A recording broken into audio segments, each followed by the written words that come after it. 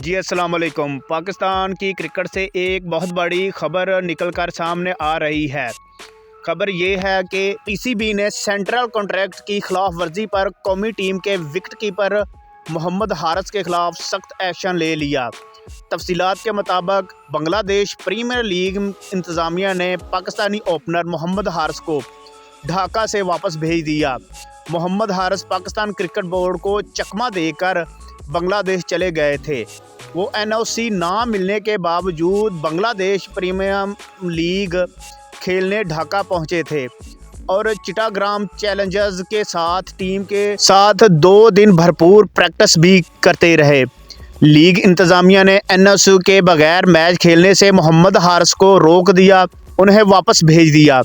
Social media plate form پر Instagram کی ایک کہانی میں حارث نے ایک تصویر شیئر کی ہے جس میں اس کے پیک کیے ہوئے بیگ اور پشاور واپسی کے لیے طے شدہ سفری راستے کا پتہ چلتا ہے۔